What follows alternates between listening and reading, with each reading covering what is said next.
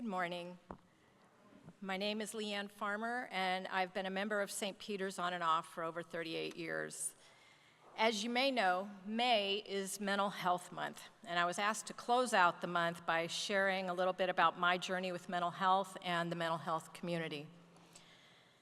About 9 years ago, two people who are dear to me coincidentally began experiencing symptoms of severe mental illness.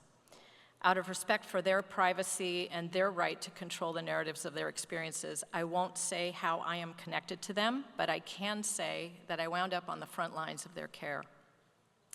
And I knew nothing about mental illness. It was a frightening time. Witnessing people you love transform into people you don't recognize, watching them lose some of their grip on reality and not knowing how to stop it was terrifying. Not knowing if they would ever again be the people you love, wondering if they would forever be hearing voices, experiencing paranoia, or worst of all, contemplating suicide.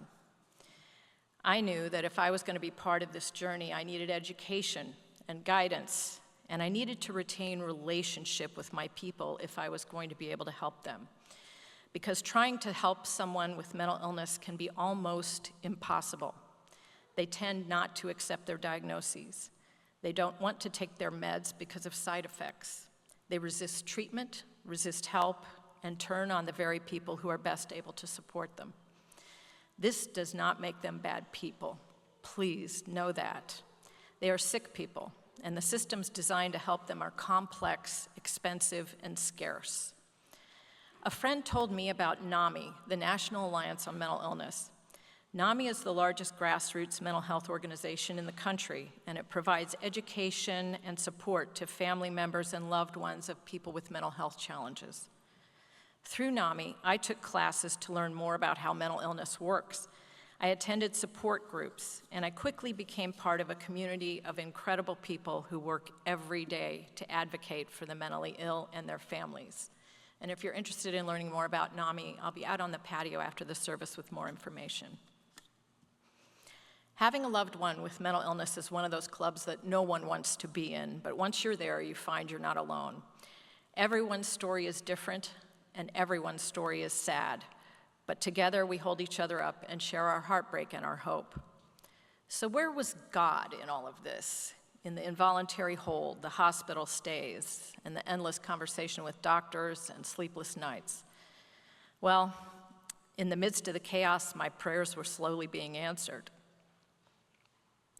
My people accepted their diagnoses and agreed to multiple kinds of treatments and medications. And guess what? They got better. It took a long time, but both people were able to return to work, heal their relationships, and get back to living the lives they deserve. There have been some setbacks and relapses in the years in between, but right now, both of them are thriving. When you're in the thick of a crisis, it's hard to see where God is working. It's in the looking back at points along the way that I can identify moments where nothing short of the hand of God got us through, and there were many of them.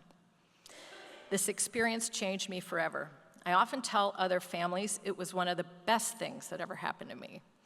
My journey served to grow me up and open my eyes to the realities of those living with mental illness. These days, when I see someone who might be talking to the voices they hear, perhaps disheveled, maybe living under a bridge or sleeping on a bench in the hot sun, I remind myself that that is someone's little boy or someone's little girl.